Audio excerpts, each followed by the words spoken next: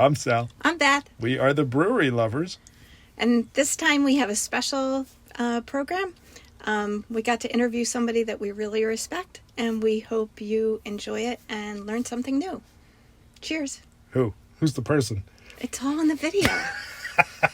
It's Rachael Hudson. We're so excited to be here with Rachael Hudson, co-owner and head brewer of Pilot Brewing in Charlotte, North Carolina.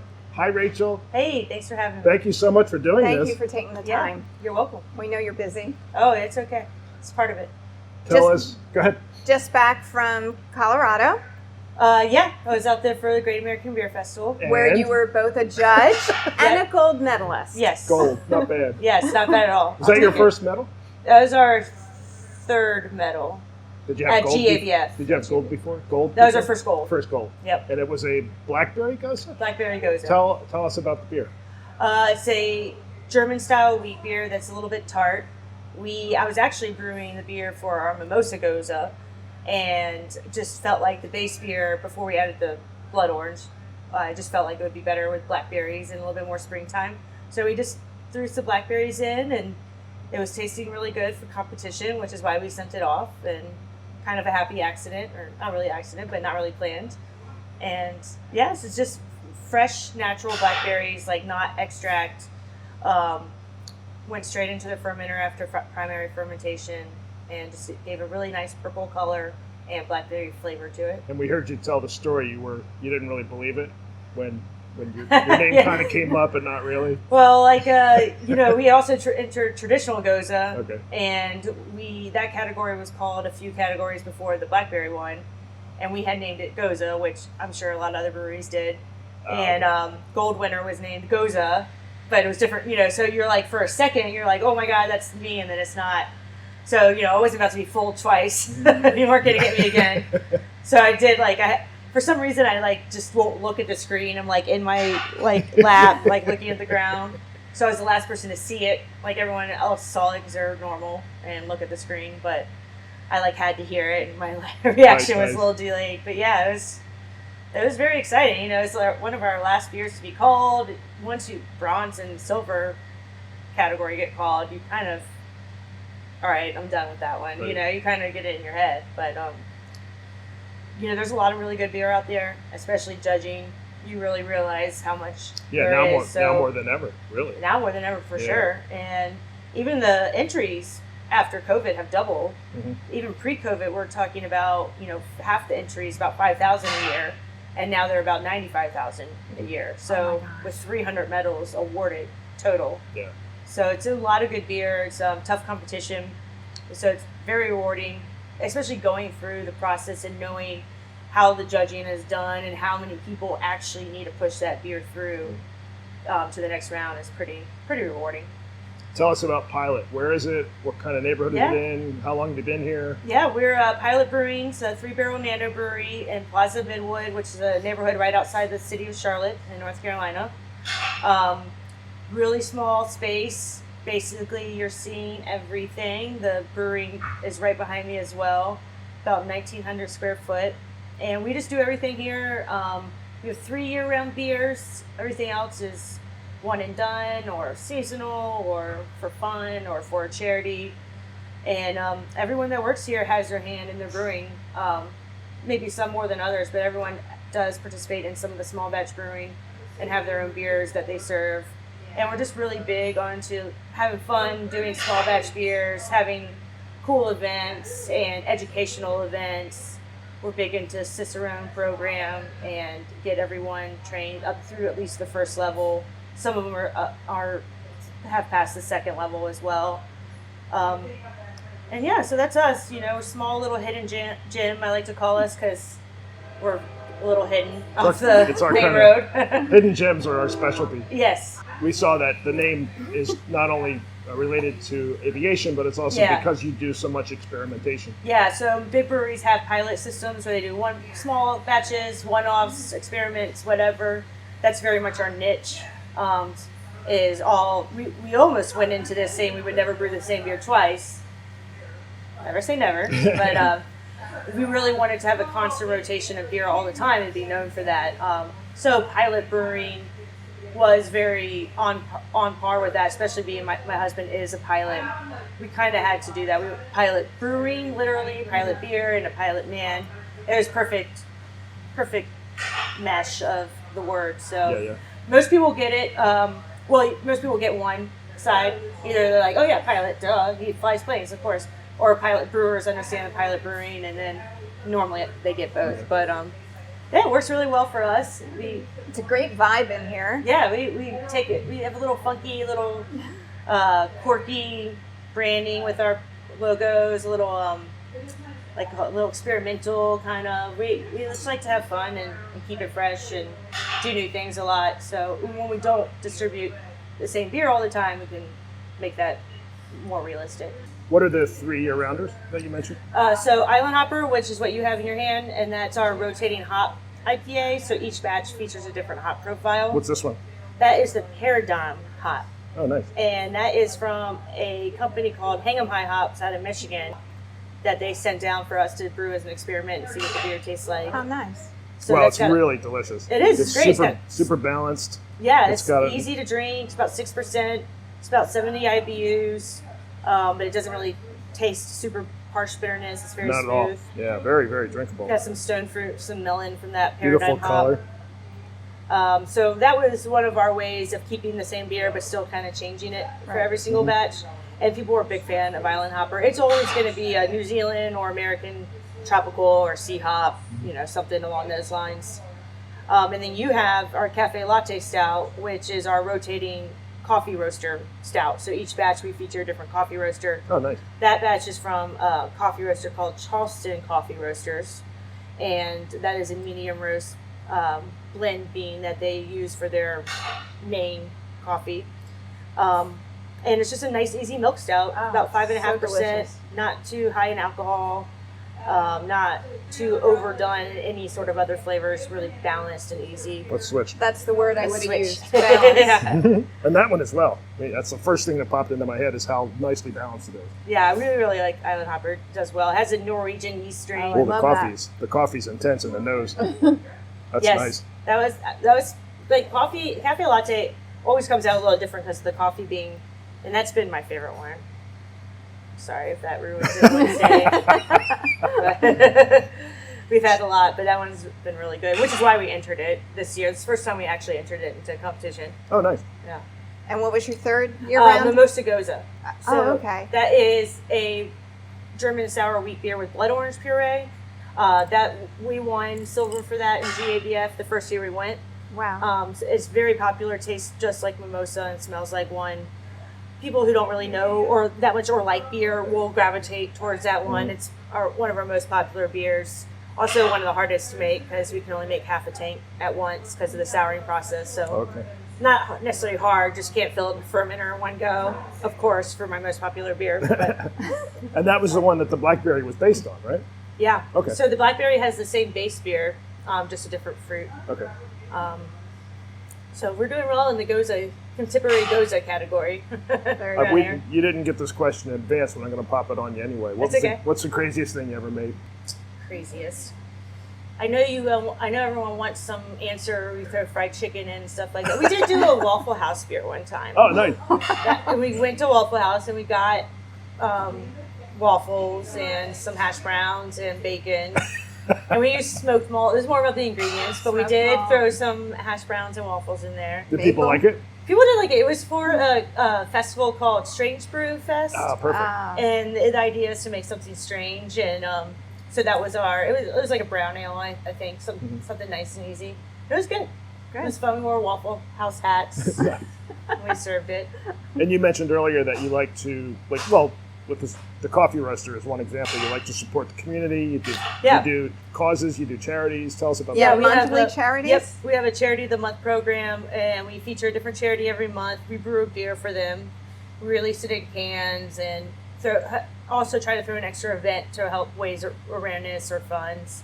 And it's a good time because you get to get creative with the can label, and it's a special way to showcase them. And we donate some proceeds from the cans and from the draft all month long for that charity. Oh, that's great. Yeah. keep And it what's the within. capacity of your brew house? It really is small. Yeah, we have a 3-barrel system back there with our 6-barrel fermenters.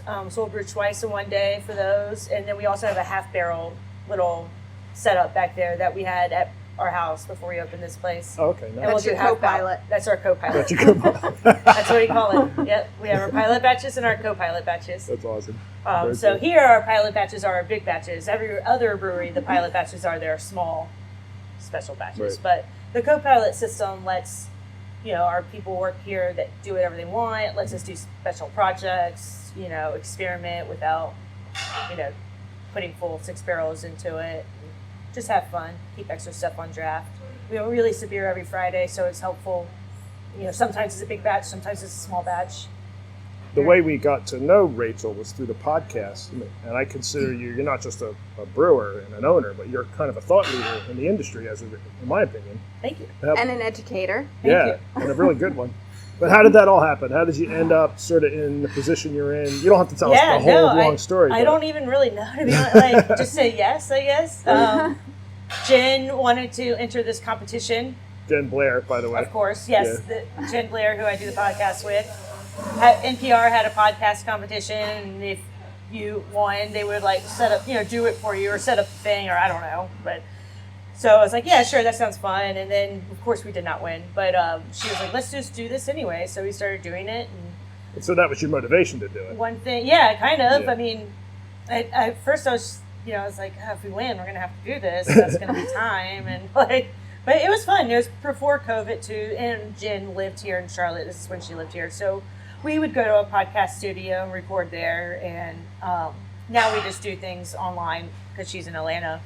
But it was just a fun little thing that kind of took off in its own little way. And, we don't, profit from it or anything like that.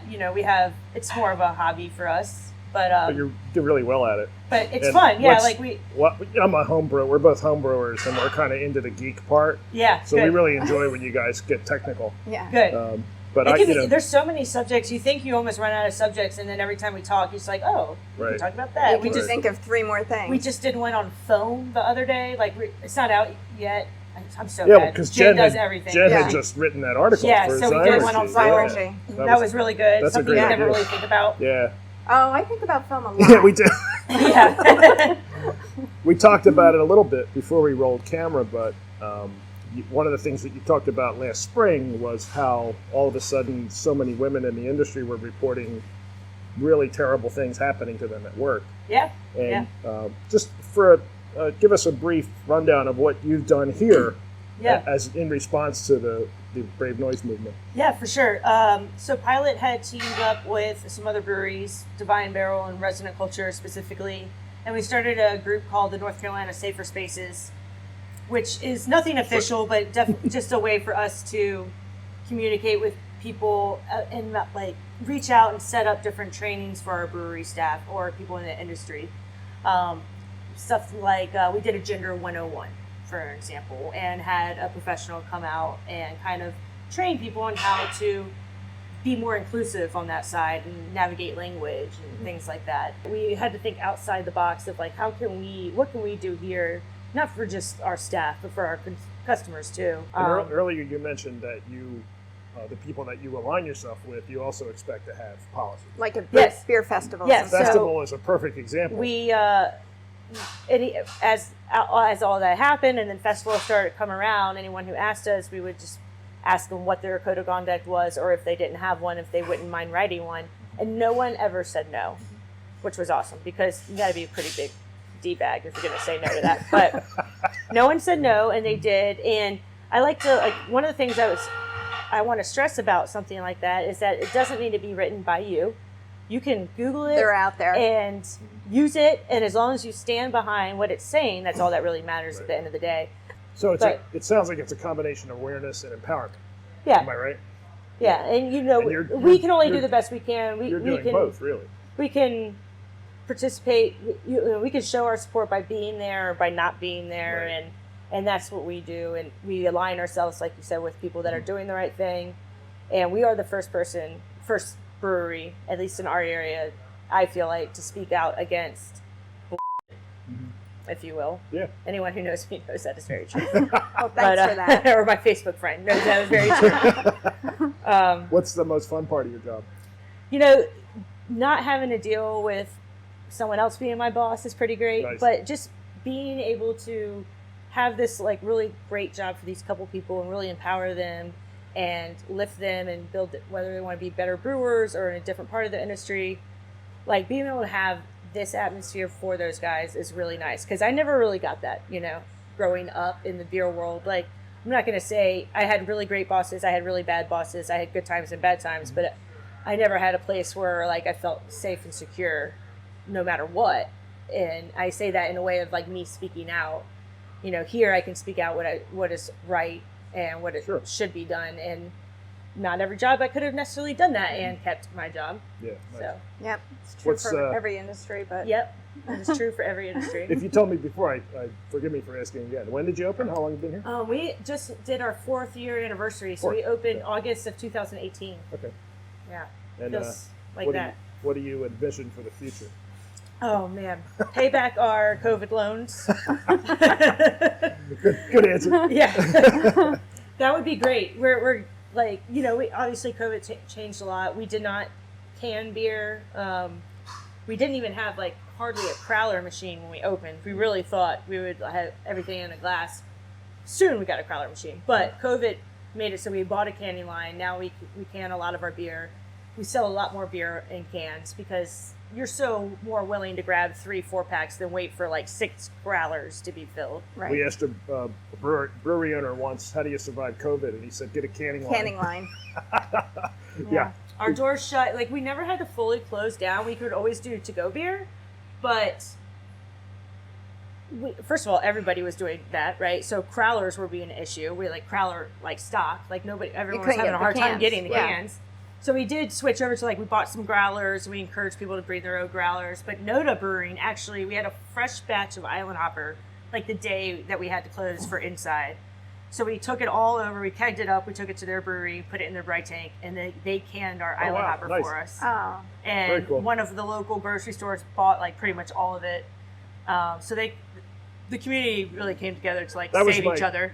That was my next question are most of your cans sold here, or are you out in the community as well? Oh man, I'd say probably half and half. Okay. For So the it's can. out there. People can find it. Yeah. We have a handful of craft beer spots that carry our beer. How did you end up in Charlotte? What was the... I was actually living in Colorado, working for Left Hand, and my husband had just gotten a job with, I guess it was U.S. Airways at the time, and he was commuting from Philly to Colorado, Oh, wow. and that got old. Yeah. And him and then U.S. merged with American, so they were never going to be ever based in Colorado. So we decided to move here so he could be based here, so he didn't have to commute for work. Okay. And then I worked for Noda right when we moved here, so I knew I courted Noda. I was like, I'm coming. Yeah. So you've been part of the Wait, you've make been part room. of the local craft beer community for a while. Yeah. We moved here about 2015 Okay. and opened this place about 2018. that's So- great. Well, congratulations on everything. Thank you. Yeah. Thank you. And thanks again for doing this. Yeah, I appreciate it. What else do you want to tell us that we didn't ask you about? Oh man, I don't know. It's fine. Just get a shot of my metal wall. I absolutely We will do that. I absolutely will.